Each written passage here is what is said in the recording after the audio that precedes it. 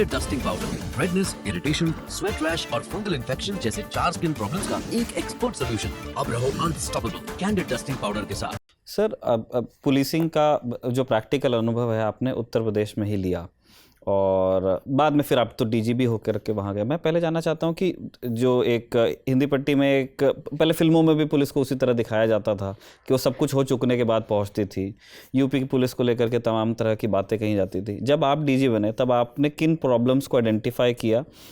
Civil policing की मैं बात कर रहा हूँ, मिलिटेंसी और ये सब छोड़ करके, और किन एरियाज़ में आपको सुधार की गुंजाइश तब लगी जब आप पहली बार डीजी बने उस प्रदेश में जहाँ आप एसपी रैंक से आपने चालू किया था?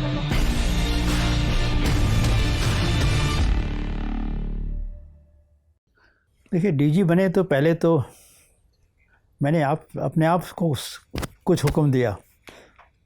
मैंने कहा, प्रकाश सिंह, अब तुम डीजीपी यूपी बन रहे हो। डीजीपी यूपी बन गए। उस समय 14 करोड़ आबादी थी। 14 करोड़ जनता तुमको देखेगी और इतनी बड़ी जनता की सुरक्षा और इनमें मतलब कितने ये खुश हैं, मतलब शांति व्यवस्था को लेकर, ये तुम्हारे ऊपर निर्भर करता है। अब तुम अपना व्यक्तिगत आराम, अपना व्यक्तिगत इंटरेस्ट सब भूल जाओ और जान लगा दो डीजीपी यूपी के हैसियत से। दिन रात एक कर दो, पर इस पुलिस को सुधारो और जनता को एक सुरक्षा की भावना दो। ये तुम्हारा काम है और ये तुम्हारा लाइफ टाइम का एक अपॉर्चुनिटी है। ये दोबारा नहीं आनी है। कितने दिन चलेगी इसका भी कोई ठिकाना नहीं, पर जितने दिन करो काम अच्छे से अच्छा करो कि लोग तुम्हें याद करें, तुम्हारे काम को याद करें। तो फिर इसके लिए पहले तो मैंने मतलब सब एसपीज़ को बुलाया, उनसे बातें की और क्या क्या चीज़ों पे ध्यान देना है। तो सत्यनिष्ठा पे मैंने बहुत ज़ोर दी कि देखिए, आपको जो भी करना है ईमानदारी से काम करना है। और बेईमान आदमी से तो मेरी एलर्जी है। जब से मैंने नौकरी शुरू की है तब से एलर्जी है और अभी भी है। मैं बेईमान आदमी को बर्दाश्त नहीं करूँगा। और ये समझ लीजिए कि मेरी ख्याति ये थी कि ये डीजी जिसको बचाएंगे उसको ये बचा ले जाएंगे, उसको कोई नुकसान नहीं हो सकता। क्या माहौल था सर तब स्टेट में? मंदिर आंदोलन चरम पे था, अपने बहुत सारी चीजें आंदोलन तो बाद में चरम सीमा पे आया, पर एक साल तक तो ऐसा था कि मुझे पूरा काम करने की स्वतंत्रता दी। बीजेपी सरकार ने मुझे पूरी एक स्वायत्तता दी काम करने की। उस दौरान माफिया के विरुद्ध पहला अभियान चला उत्तर प्रदेश में, पहला अभियान। अब दूसरा अभियान आजकल चल रहा है। सबसे पहला अभियान तब चला था और माफिया उस समय भी इतने भयभीत थे कि या तो वो प्रदेश छोड़ के चले गए थे, या भूमिगत हो गए थे, या गिरफ्तार हो गए थे, या मारे गए थे। बस 2 ही आदमी को मैं नहीं ठिकाने लगा पाया था, 2 आदमियों को। बाकी सबको एक तरह से। कौन 2 आदमी थे सर? मैं बता रहा हूँ। बाकी सबको मतलब दे वर आइदर इनसाइड जेल और दे वर डिस्पोज्ड ऑफ, और कुछ न कुछ हो गया था। कुछ डिस्पोज्ड ऑफ? हाँ, मतलब ठीक है, पर यही फर्जी इनकाउंटर वहाँ भी नहीं। लड़ाई होती है तो ठीक ठोंक दो, हम बचाने का जिम्मा मेरा है। 2 आदमी बच गए थे। एक तो मुख्तार अंसारी बच गए थे, और ये कैसे बच गए थे? ये गायब हो गए। ये कहाँ चले गए, कहीं मतलब अता पता नहीं था। जैसे कभी नौबत आई सर आमने सामने की? नहीं, आमने सामने हम क्यों पड़े? नहीं, आप नहीं, मतलब फोर्स और मुख्तार। अरे ये लोग दरोगाओं, इनको आमने सामने हमारे पहुँच नहीं सकते।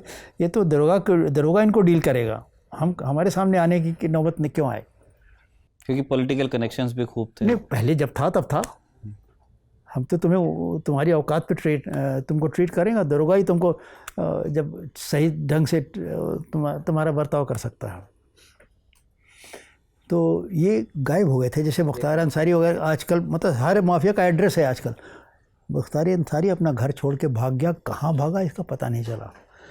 तो फिर हम लोगों ने इसके घर की कुर्की करा दी थी। अभी तो ये मतलब अभी अपकमिंग माफिया था, अभी मतलब इतना उसका जाल नहीं फैला था। कि घर की कुर्की करा दी थी, बड़ी बेरहमी से कुर्की की थी। कुर्की में आमतौर पे चल संपत्ति ही हटाई जाती है। इनका दरवाजे का खिड़की, चौखट पौखट सब तोड़ ताड़ दिया गया था बड़ी बेरहमी से। बुलडोज़र भी ले गए थे? नहीं, बुलडोज़र उन दिनों नहीं था। और बुलडोज़र क्या तो भैया योगी जी का है। उन दिनों बुलडोज़र नहीं था, पर उसका प्रयोग नहीं होता था। और ये अभियान हमारा, वो अभियान माफिया के विरुद्ध चला था डीजीपी के लेवल पे। आज अभियान चल रहा है चीफ मिनिस्टर के लेवल पे। ये था, हमें पॉलिटिकल सपोर्ट था पूरा, ये पॉलिटिकल सपोर्ट था, पर पॉलिटिकल इन्वॉल्वमेंट कुछ नहीं था। सारा काम ये तो मेरे नाम पे होता था। एक तो ये बच गए थे और दूसरे बच गए थे डीपी यादव। डीपी यादव का किस्सा बता दें। ये इतने भयभीत थे कि मुझे पुलिस मार देगी जान से। ये एक ज़िले से दूसरे ज़िले भाग रहे थे। एक यादव दरोगा ने उनसे कहा, बेटा तुम सरेंडर कर दो और जेल में चले जाओ, वरना यूपी पुलिस तुम्हें ठोंक देगी। तो ये सुल्तानपुर में मजिस्ट्रेट के सामने सरेंडर कर दिया कि साहब हमारे खिलाफ ये अपराध है, मैं सरेंडर कर रहा हूँ, मुझे जेल भेज दीजिए। तो ये जेल के अंदर चले गए। ये 2 आदमी इस तरह से बच गए थे। बाकी तो सारे माफिया के खिलाफ एक्शन हुआ था और मतलब प्रभावी ढंग से एक्शन हुआ था। और माफिया में दहशत थी, माफिया में दहशत थी। उसके बाद से फिर सरकारें बदली और फिर यही लोग, ये डीपी यादव फलते फूलते गए और मुख्तार अंसारी का जाल फैल गया। अतीक अहमद खड़े हो गए। अतीक अहमद हमारे समय में नहीं थे, ये बाद में आए ये लोग। ये लोग तो बाद की फसल हैं।